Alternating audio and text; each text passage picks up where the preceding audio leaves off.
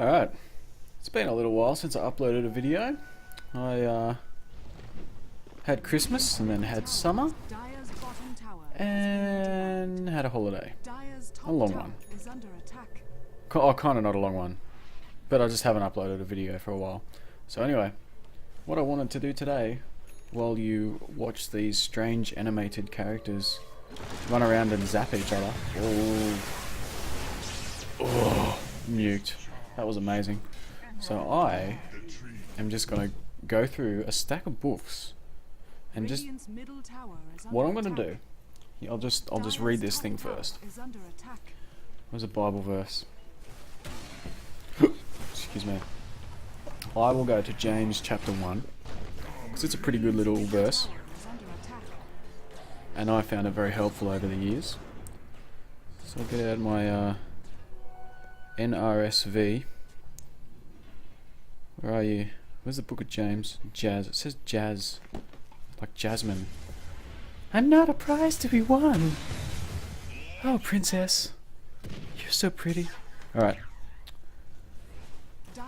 Do you think they have conversation or not? People need to learn to English. Alright, so I'll just read this a little bit. Yada yada yada. No, not Hebrews.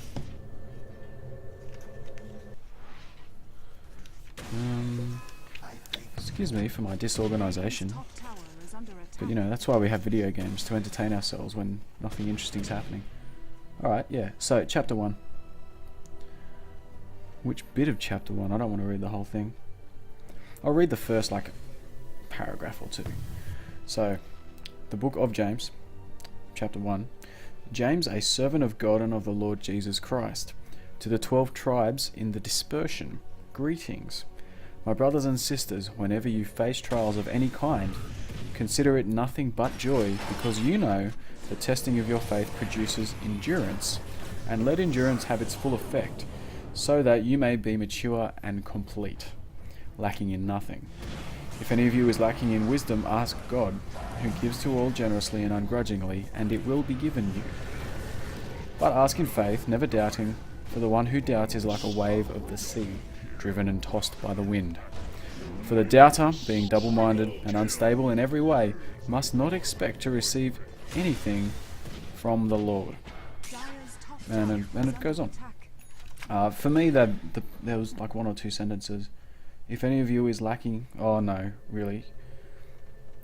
The whole thing about testing, faith producing endurance, becoming mature and complete, lacking nothing. But if you're lacking wisdom, ask God, and He gives it. That little bit there is kind of one of the things I've kept coming back to in life. So anyway, I will go through the footnotes, just a couple of little things, and see what it says about this particular passage. So the NRSV Bible has a lot of translators' notes. So a lot of Bibles, most Bibles, have footnotes and things. The NRSV just has more of them.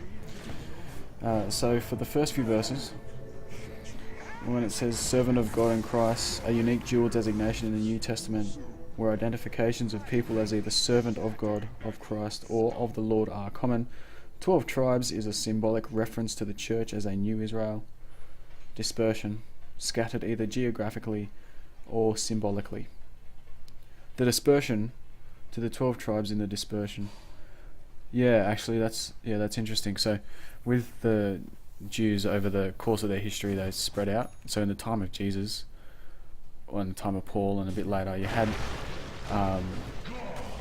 from all the different wars that had happened over the centuries, people moved, the same as they do today when there's war. If they can afford to move, they get out. And so you had Jewish communities in Rome and Tarsus and Alexandria and whatnot. And that's in the Old Testament, and similar things happen in the New Testament as well, with like Emperor Nero sacking the temple and whatnot. Anyway, so the other footnotes. Verse 2, trials or temptations, Greek, perasmos, if you want the Greek. Let's see, does it have anything interesting here to say?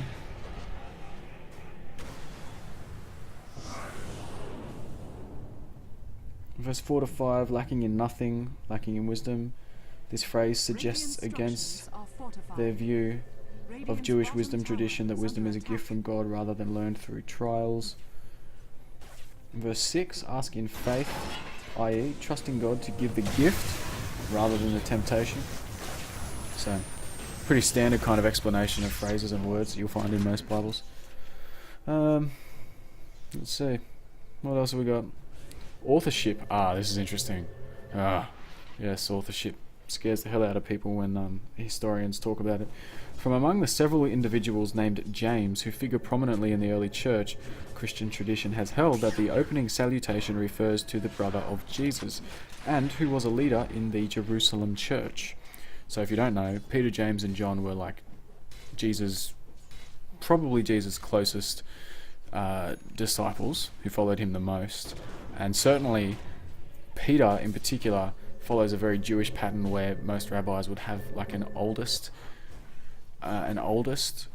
disciple who was kind of like, who would become their second in charge and the older brother, so to speak, of the other disciples. And Peter kind of follows that pattern, like he's usually the first to do something that Jesus does and takes initiative, because that's kind of his job in Jewish rabbinical tradition.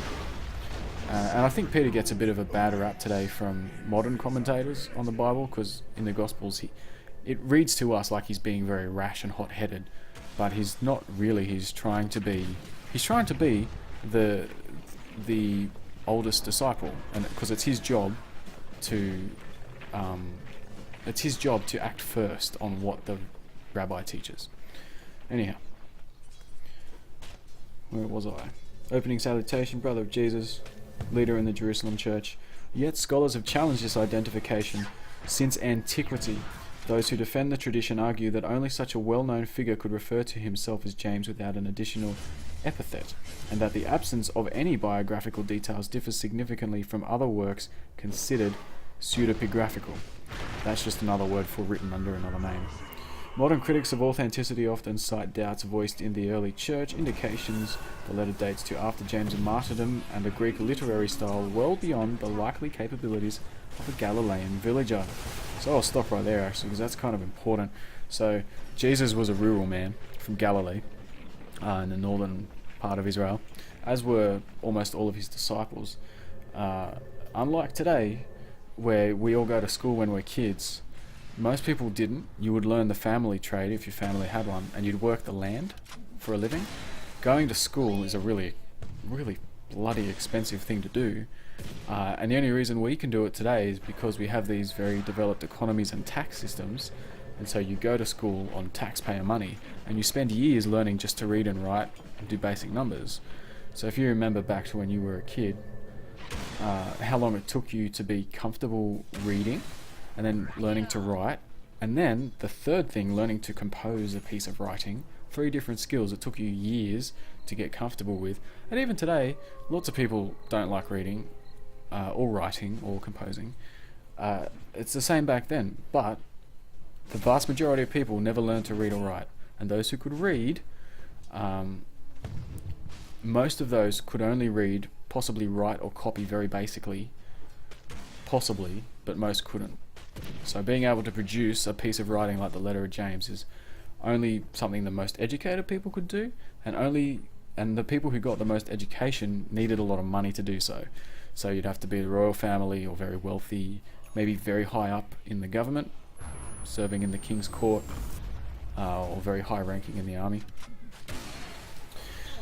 So for something that is well composed, like this letter of James, I mean, that passage I just read then was, they were complex sentences. There was a lot of information in those. Someone who grew up in a fishing village and never went to school, you might have learnt some literacy much later in life, but a lot of scholars think not to the degree that this book was written in. So that's a really big thing on authorship in the Bible. So they're basically this introduction in my footnotes is saying that James himself probably didn't write the book. It was probably written by someone else. Recent commentators have suggested that material originating from James was reworked by a disciple after his martyrdom to create the letter as we know it. However, it remains possible that the author was an otherwise unknown James, only later identified with Jesus' brother.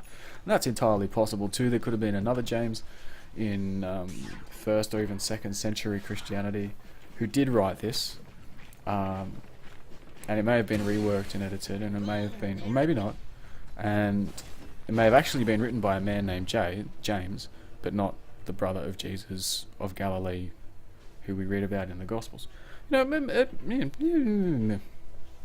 Important to know. I won't go through the date and historical context.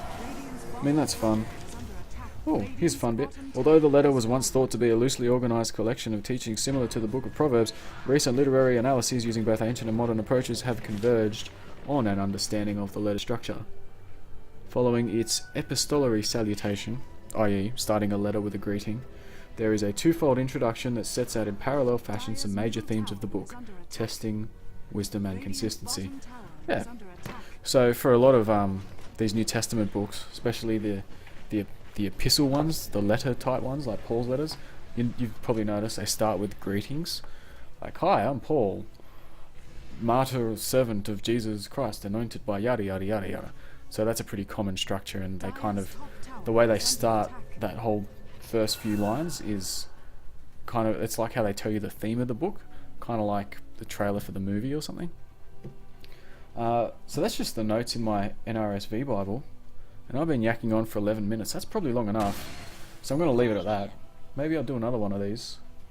But yeah, there's a whole pile of information in these verses which you kind of don't even know is there unless you've got people like these translators and academics and historians to kind of lay it all out for you. And I haven't even looked at my other books. That's just the Bible. I've got 2 commentaries here. I've got the Strong's Concordance, Old and New Testament. I've got the Fee and Stewart books, the How to Read the Bible, and Asimov's Guide. And if I were to go through what each of these books has to say about that one verse, we'd be here for bloody ages. Anyway, I'll leave it there. Thanks for watching, and go to James chapter 1, because it's a pretty good little verse, and I found it very helpful over the years. So I'll get out my NRSV. Where are you? Where's the book of James?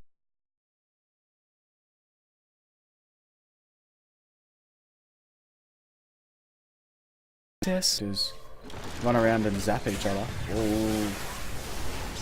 Oh.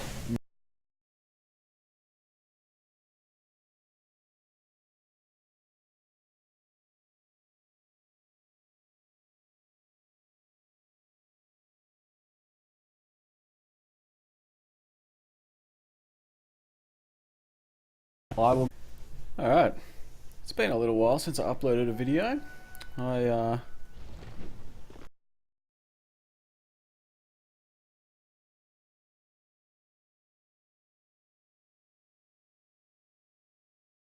Go to James chapter 1, because it's a pretty good little verse,